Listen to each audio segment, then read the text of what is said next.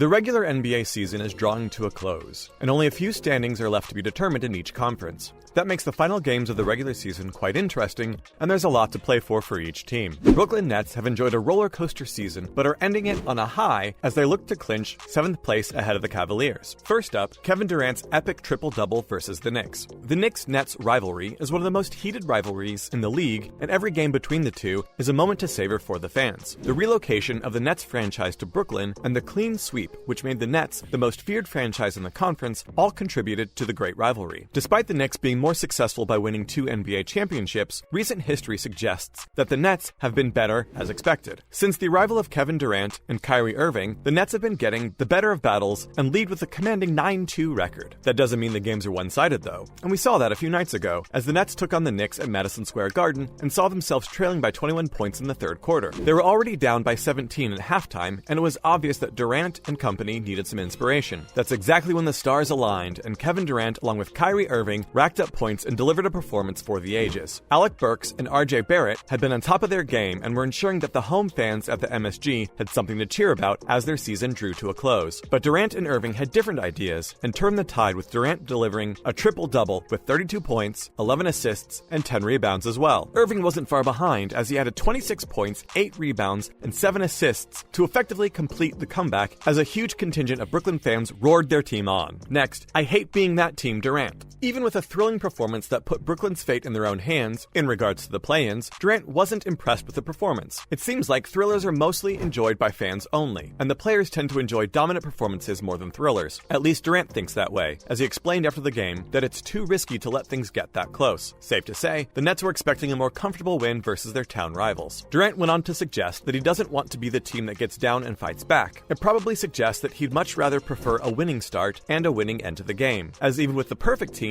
it can be pretty tough to always make a comeback. He indicated that these comebacks shouldn't be the identity of the Brooklyn Nets, as they have the resources to put things right from the word go. Kevin Durant was full of praise for his team though. He admired that the Nets stuck together and made the right plays even in the face of scoreboard pressure. Regardless of a tough situation, their belief got them through with a very good and inspired second half performance. The good spirit of his team was lauded by Durant, particularly in the second half, and it was probably key in the change of momentum that helped the Nets get a famous victory over their rivals. Next, Patty Mills ends his slump. They say form is temporary, but class is permanent. We regularly see such examples, and we saw one on the night as Patty Mills recovered from his slump to help his team get one up on the Knicks. For 8 games, Patty Mills, the Australian point guard who plays for the Brooklyn Nets, had found himself missing the basket again and again. He was without double-digit scores for those 8 games, and his shooting was way off. Beyond the arc, there are few shooters as good and as in form as Patty Mills, and it was surprising to see his struggle stretch over weeks as he failed to convert situations into double-digit points. However, this time, against the Knicks, Durant and Irving were putting in the shift when Patty found the right time to turn his fortunes. With a minute to go on the clock, Patty Mills positioned himself and scored the perfect three-pointer to extend Brooklyn's lead back to 10 points. Talk about coming in the clutch. Before the game versus the Knicks, Patty had shot better than 50% from the field only once in the last 10 games, and that was also in a game where he only shot once. The stats made for an underwhelming reading, but he delivered when his team needed him the most. He got 15 points in 24 minutes and got as many as he had since February, before sealing the win with the winning shot to sink the heart of the Knicks fans at MSG. Up next, MVP race heats up. With the final weekend of the regular NBA season upon us, we edge closer to finding out who's crowned the MVP for the NBA 2022 regular season. A few weeks back, it was a foregone conclusion that Joel Embiid had wrapped up the MVP race, and it would require something out of the ordinary for someone to challenge that. Unfortunately for Embiid fans, the bookies are now suggesting that the MVP race is being led by Nuggets' Nikola Jokic. Jokic's performance in the last few weeks have pushed him as the fan favorite for the MVP. This is hardly surprising because with a fourth quarter basket on Friday versus Memphis, Jokic did what no one else has ever done. We're talking about a statistical anomaly that even the likes of Wilt Chamberlain didn't manage to hit, and that should showcase just how exceptional Jokic has been this season. Nikola Jokic became the first ever player to record at least 2,000 points, 1,000 rebounds, and 500 assists in a single season. This insane statistical record was applauded by his fans as the crowd broke out in chants of MVP as he became the league's leading KIA, most valuable player, as per many bookies. Jokic, though, says that it's cool, which is usually something we usually say if we find our favorite yogurt flavor in the supermarket. This nonchalance, and the way Jokic says that he wants to do it a couple of times more in his career, shows just how good he is and why he's leading the MVP race. Now we have Steve Kerr's 72-game schedule suggestion. It goes without saying that this NBA season was riddled with injuries to many stars, and the number of injuries puts puts a damper on many results. We saw the Lakers struggling with injuries which eventually eliminated them in regular season, and they weren't the only ones. The NBA season is incredibly long, and many fans, coaches, and analysts have voiced concerns over the number of games that each team has to play. Steve Kerr, coach of the Golden State Warriors, was the latest one to suggest moving back to the 72-game schedule. He believes that if this suggestion is adopted, it would lead to teams playing their top players a lot more, and that would increase fan engagement, and as a result, improve the quality of the game as well. On the other hand, the incentives of playing so many games and the introduction of the play-ins